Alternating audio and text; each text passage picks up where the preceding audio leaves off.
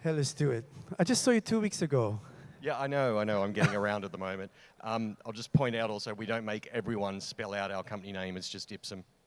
Okay, so not IPSEM squared, but IPSEM. Okay, yeah. Fantastic.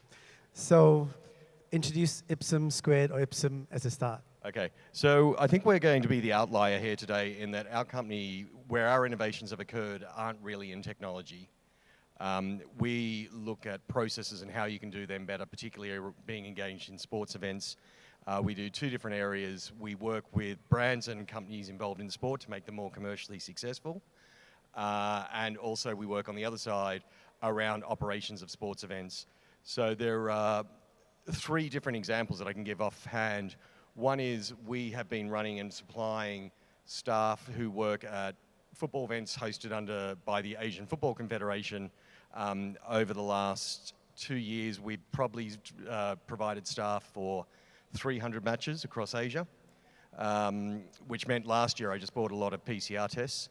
Now, provision of staff doesn't sound like a particularly innovative thing, but in this case, the model was different in that we didn't just provide the staff, we took on responsibility for recruiting them, paying them, contracting them, making sure they were trained, organising their transport.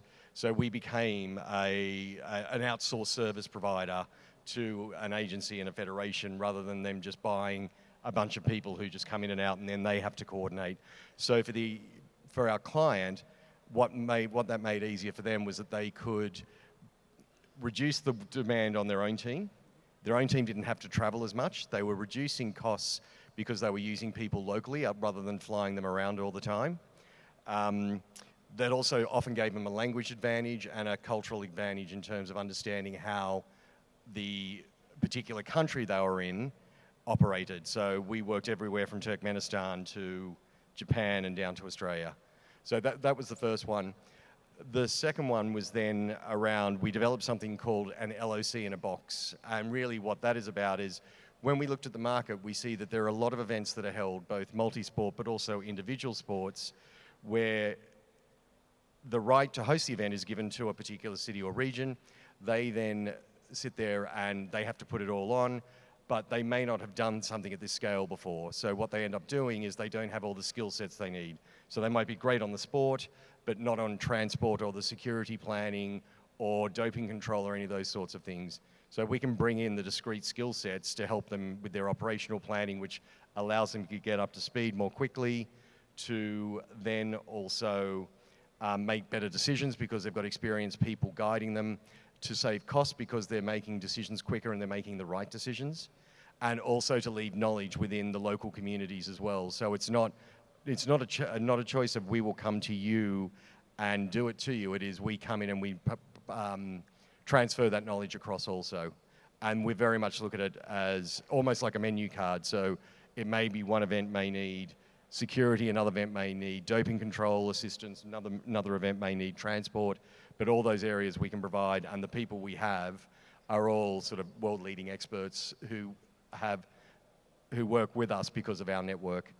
And then the third one, which is a bit of an innovation, but really it's a market innovation, is we've just started up a website or a job board which is aimed specifically at Southeast Asia, but up to and including Hong Kong and Macau. And the reason we've done that is when we were out and when we've been out looking in the market, looking for people to work with us, we found it very hard to access people in the industry who have good experience. Much easier in Europe where there are job boards and websites aimed at sport, much easier in Australia and the US, but in Asia generally, not very much. So at the moment, the geographic coverage runs from sort of Hong Kong and Macau south, and at the moment it's only in English, but we'll branch out into local languages soon. But it allows local communities, local federations, local venues, local sponsors to be able to go and find people who are much more interested in working in sport rather than just going through a common job board like Indeed or trying to find people on LinkedIn. So that recruitment part of it is quite recently launched, right? Oh, sorry, I can't hear. Oh, can you not hear me? So if you just recently launched that recruitment platform, Yeah. what sort of traction are you seeing at the moment? We've had an interesting experience where people are interested, but it's almost, some of them don't want to be the first person on there. Particularly when we've been talking to some areas, they're not advertising again until January. So they've sort of got to the end of the year, their budget's gone, they're not recruiting again until the new year. We've had a lot of interest from people wanting to register to be on the site, because what then happens is, if someone uses our site to advertise their roles, what will come out of it is they can obviously advertise there, but we help them push their message out into more social media. We also have the database, so if they can also potentially drill into the database to find the people they want. And as additional to that, the platform we have also has the ability for them to manage the recruitment process within the platform, so they don't have to go onto the site, download everything, manage it on an Excel spreadsheet. They can all do it in one place. So the take-up we expect to pick up in the new year. Okay. And it's cross-skill, it's cross, any kind of project, any kind of area in sport, really. So MPW is one application, but it could be for any sport, really. Absolutely. And if we have people who specifically want to use the platform, as I said, we will help them drive through their message out through social media and things like that. But it really is aimed at the sports industry, but that could be, as I said, everything from a venue to an event to potentially government agencies, anyone in that sort of sports sphere, because what we often find is people who've worked in one area often transfer between as opportunities become available, or as their previous role comes to an end, because they're generally contract or often contract. So how does someone engage with you? I mean, literally just at the start of a project call Stuart, or is there? It's really easy. Well, they can contact me today, but there's a website. It's just IPSEMrecruit.asia, and just go on there. You can register, and once you register, you don't need to start advertising straight away, but your details are on there, and we can keep you up to speed with what's happening. And on the project side, how does someone work with you? If you're trying to execute an event, like you said, there's a complex set of things you need to do, right? How does someone engage with you? Is literally just at the beginning of a event cycle, you reach out to you? Or? Yeah, I mean, it's an interesting question. They could be involved at any point during the cycle, so it could be everywhere from when they're first thinking about being involved in the event and bidding. So what do they need to do? What do they need to consider?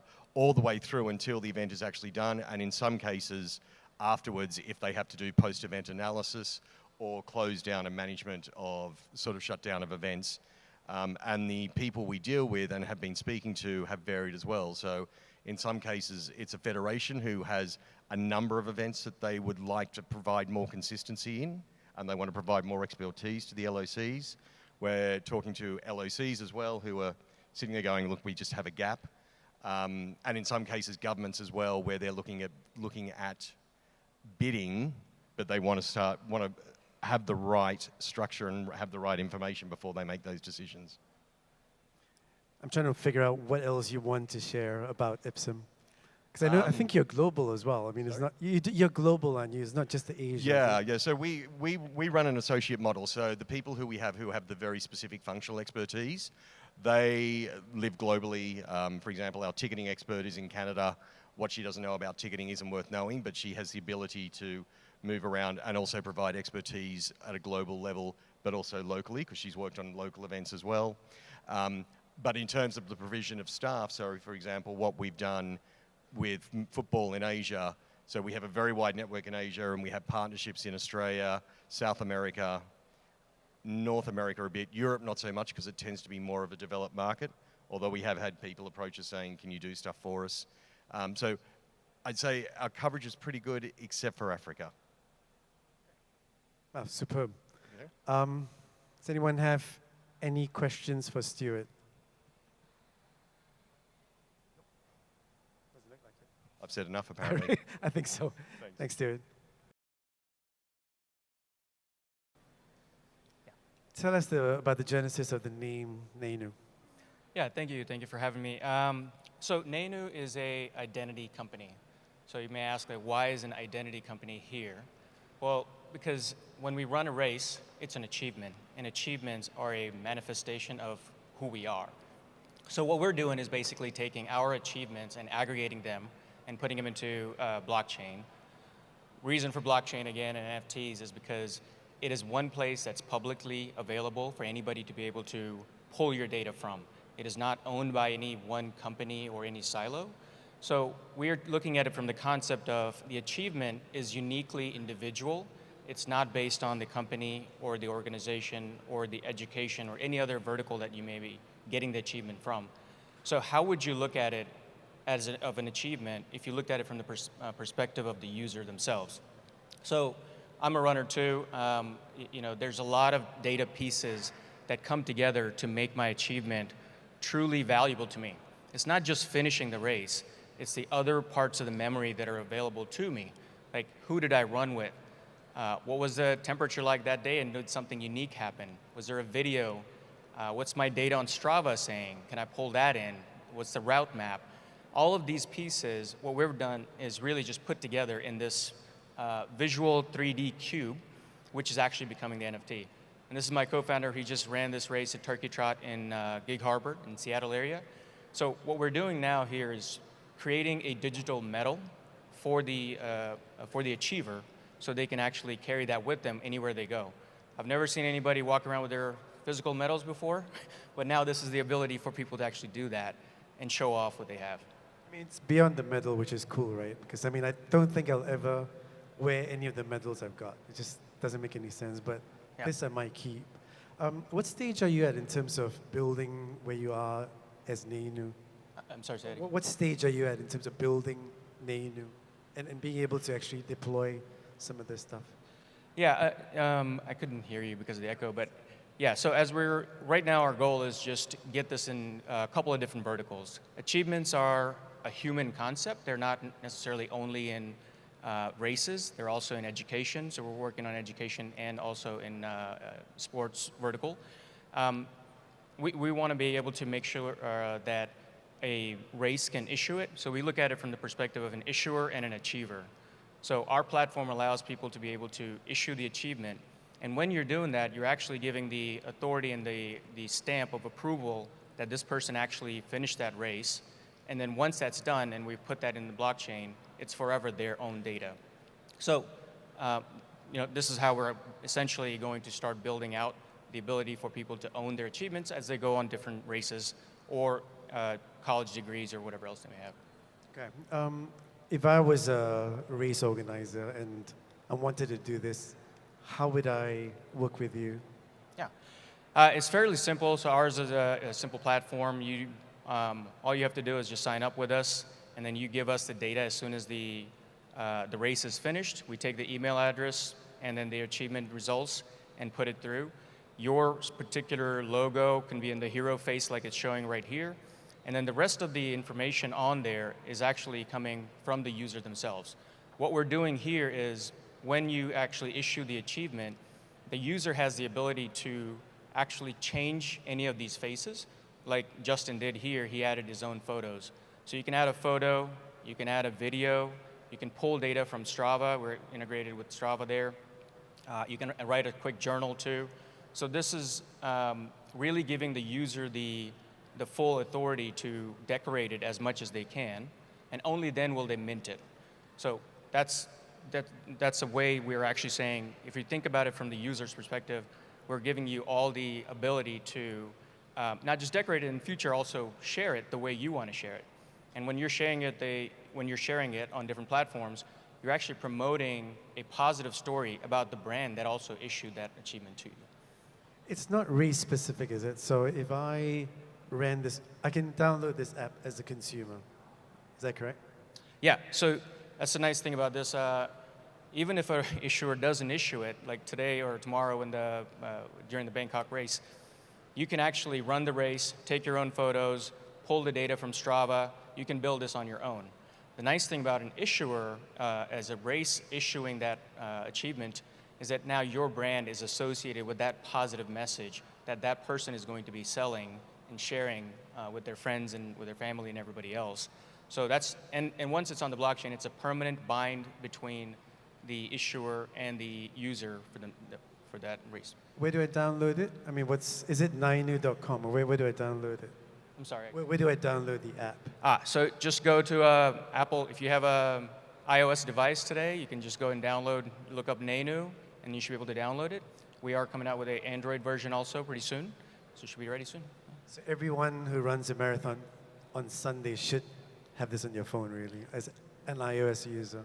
Absolutely. So, we are an early stage startup right now, so we're starting to do small races. We've kind of got the proof of concept now, and what we're doing is making sure that giving the ability for users to be able to also do it themselves, even if the issuer is not providing that capability. But in the end, I think the value is owning that data for the user themselves.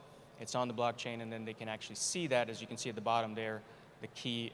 We're on a Solana blockchain, which is a public blockchain. And the reason why we chose that is basically because we wanted to be on a blockchain that's there a few years from now and not just crumbling because of the issues. So I guess we can download this today. You're available. Are you just North America, or can any race start working with you today? No, we can do any race anywhere. There is no limitation from a geographic standpoint. It's a simple web platform and an app. We try to keep it as simple as possible, thinking about it from the user's perspective. So, yeah. Perfect. Anything else you want to share before I sort of ask people for questions? No, I think the fact that, there's a lot of conversation about personalization today that I heard too. And that's, for us, is the ability to personalize it from the user's perspective is extremely important. We're seeing that in the younger generations. So I think that's our main goal right now. Thank you. Any questions for Vinod?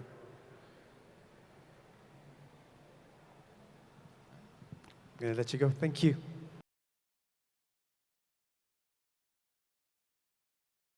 So Niels, you were on the data panel earlier, and tons of insights.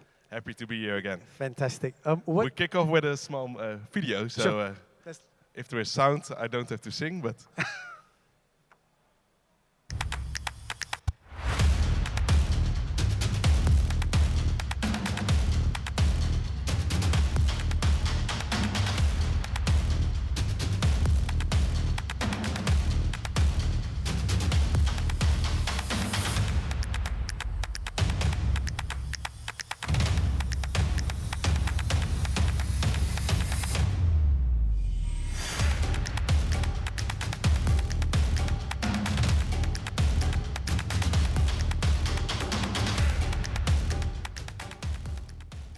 Fantastic.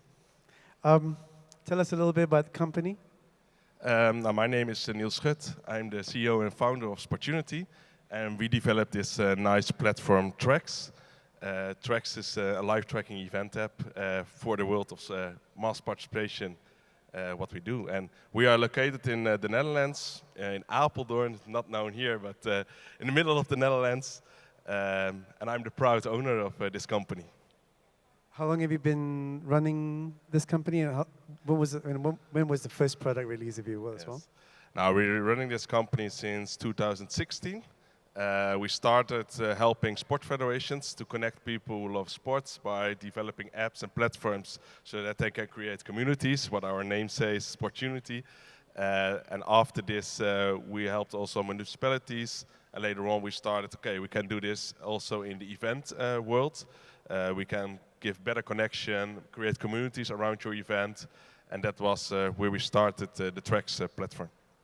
You've done 6 years of this and a lot of events, I'm sure. What are the events you're most proud of? Share a little bit. Yeah, I'm really proud of that we do here close by the Australian Running Festival, big marathon. One is becoming one of the majors, so that's cool that we can deliver our app to this event. I saw Hong Kong was also here in the crowd. Hong Kong Marathon we do with our app, that's really cool. Furthermore, more authentic is the Athens Marathon. I saw them also here around. They're using our app for live tracking. They have their own white label app also for the event. Furthermore, in the Netherlands, we have a really big walking event. That's with 40,000 people that are walking. They're using the app for doing live tracking during the walk. They starting 5 o'clock in the morning, finishing 8 o'clock in the evening, so all day walking, and we track them with the app. And this weekend, this Valencia Marathon is coming again.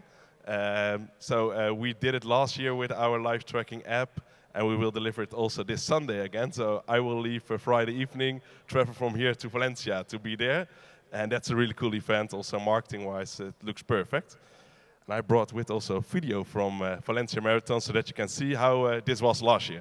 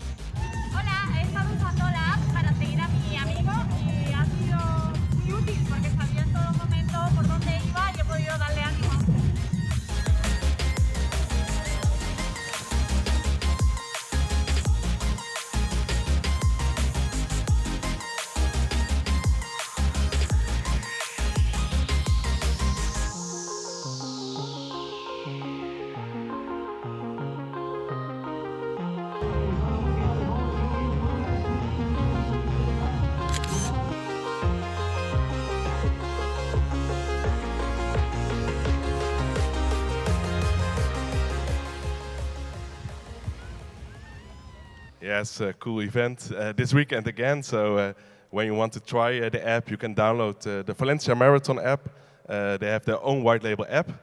Last year, 30 million activities on the app, so really used a lot. 50,000 people are active on the app with 30,000 participants. So we see also a lot of fans are using this app, participants using this app, at the end to connect with their fans and athletes. So really useful for this kind of events. And we do that now for 500 events a year, so all over the world, with 3 million users yearly based. So a lot of people are active with the live tracking app during the events. And our goal is to help events to get better connection. We're talking today about how can I connect with people and how can I have more interaction with the people, how can I understand them better. We try to do this with the Tracks platform to get the connection with them, to get communication tools with them. And also during the event, a lot of people are on this app. So also for partners, sponsors, communication, push notifications, everything is possible in this app. So we hope this way we can help the events to connect better with their fans and athletes. I mean, it's super flexible, and you can have a lot of integration with different things. How do you support the running industry in the future with some of the work you're doing? Sorry? How do you support the running industry in the future with some of the work you're doing? Yes. Yeah, we talked today about data, about building communities, having interaction with people, but also creating more value and having new business models. We think with the Tracks platform, we can help you to get new revenue streams because the connection is better.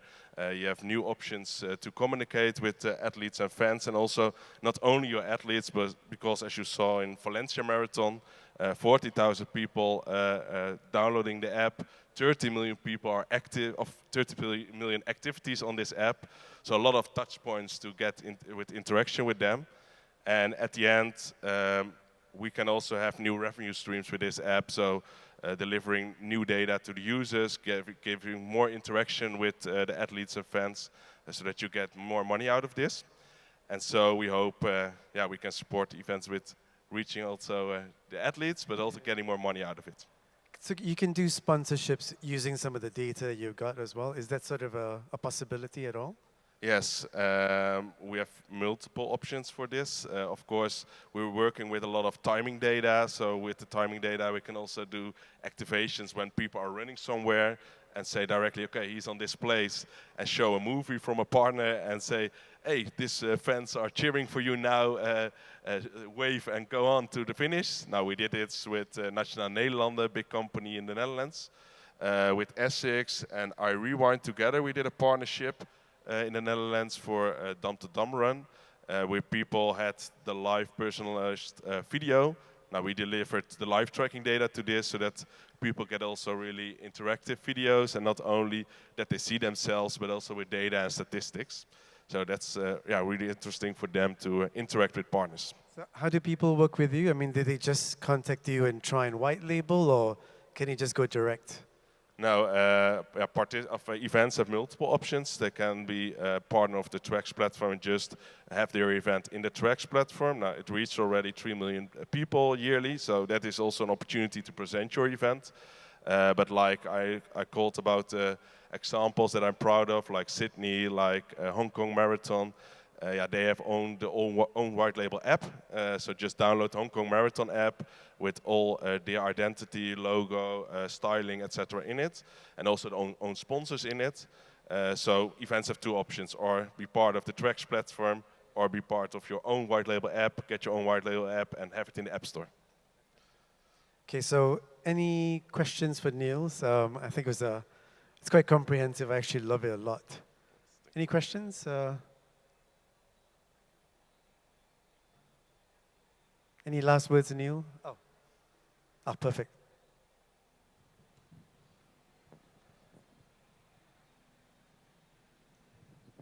Thank you.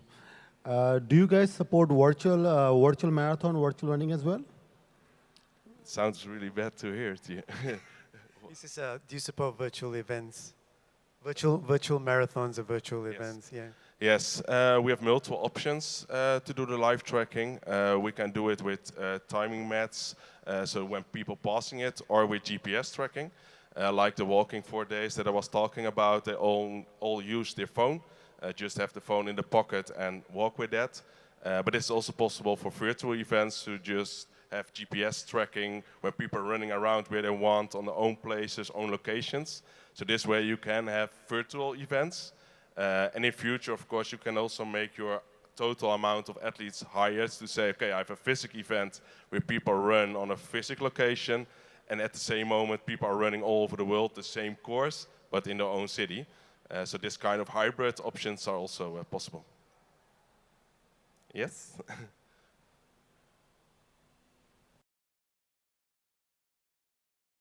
So Claudio, tell us a little bit about Pica. Let's start with the name. Why Pica? Pica is quite easy, from pick and up.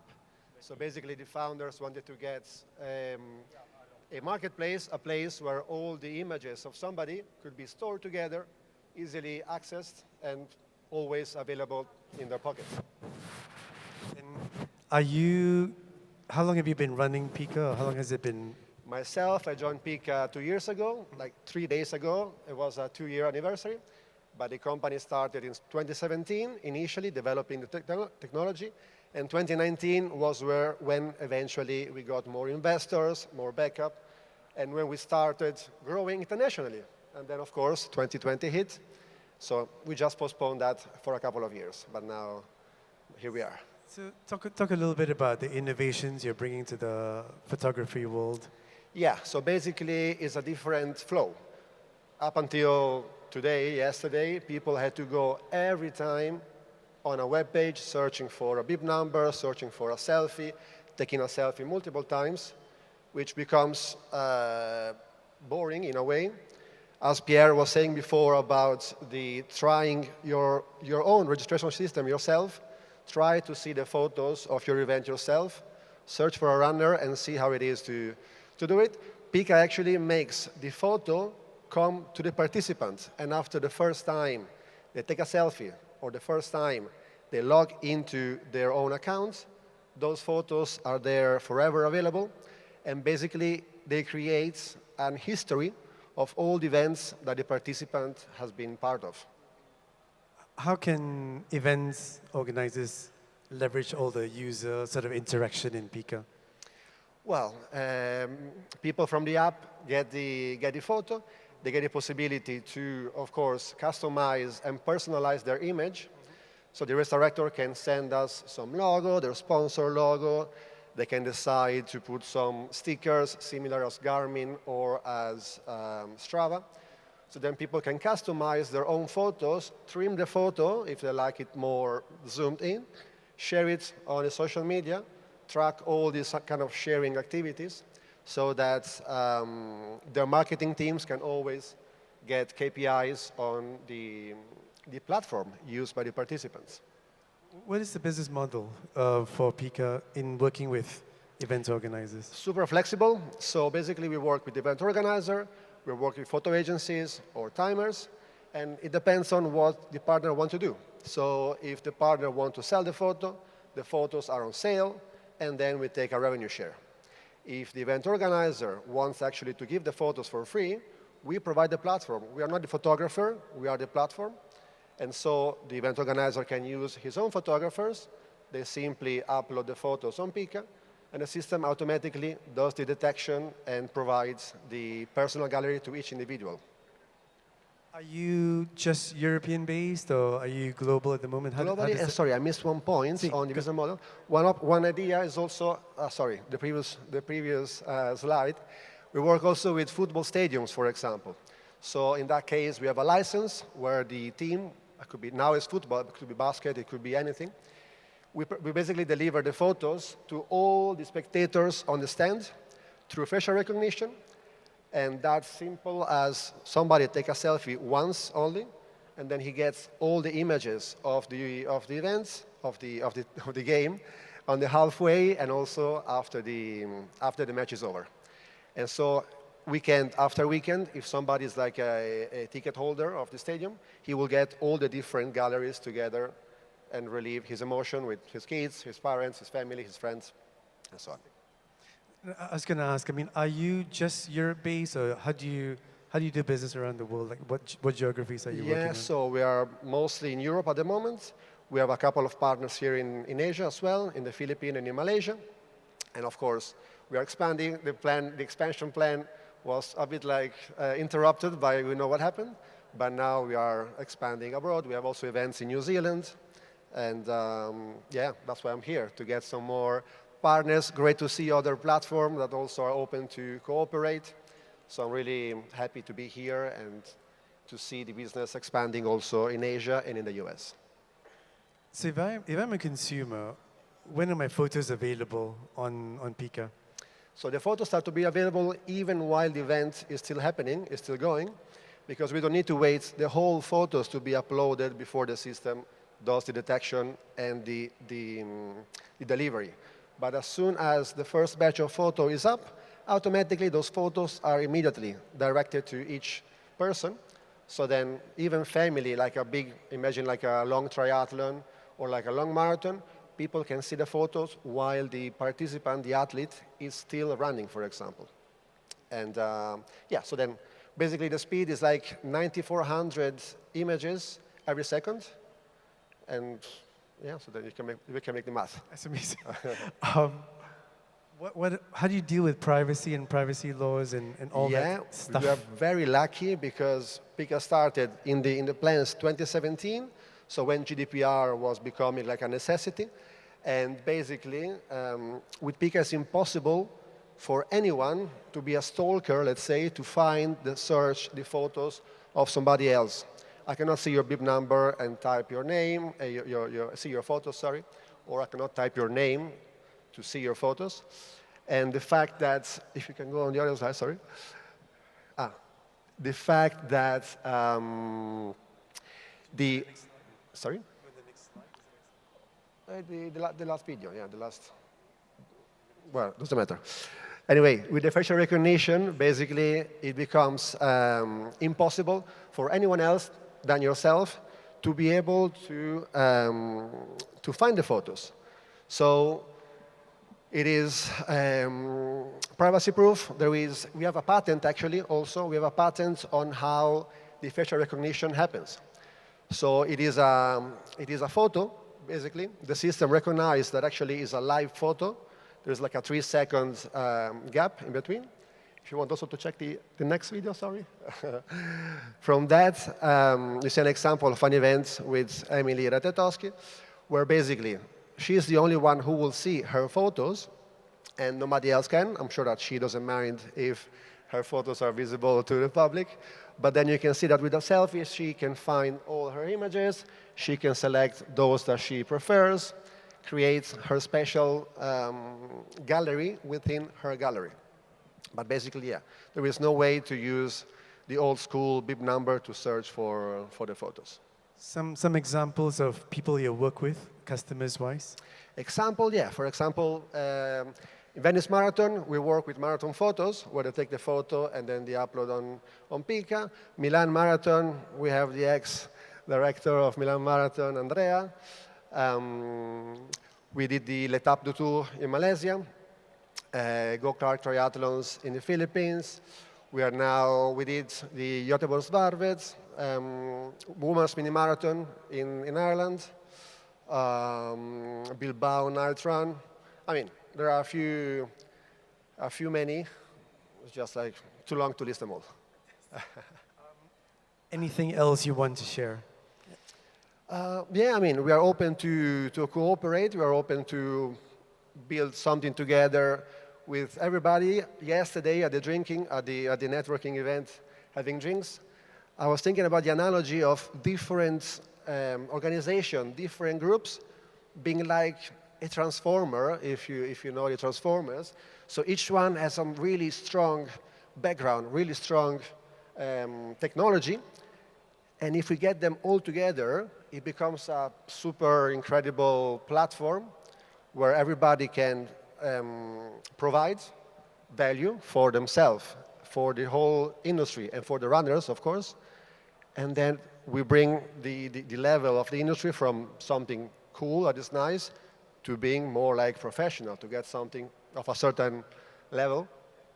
And that's why also brands like Rolex, Audemars Piguet, Lamborghini, Porsche, they use Pica because of kind of the experience that we can provide, the user interface, how easy it is to get your photos. So then if we can get, for example, the videos from Salvador, we can get photos from agencies, we can get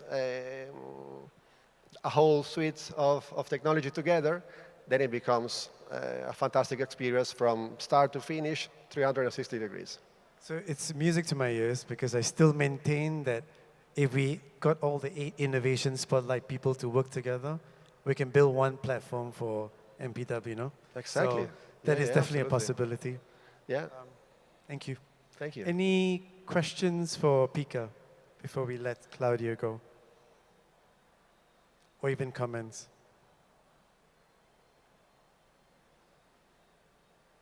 Thank you, Claudio. Thank you. Thank you, Raj.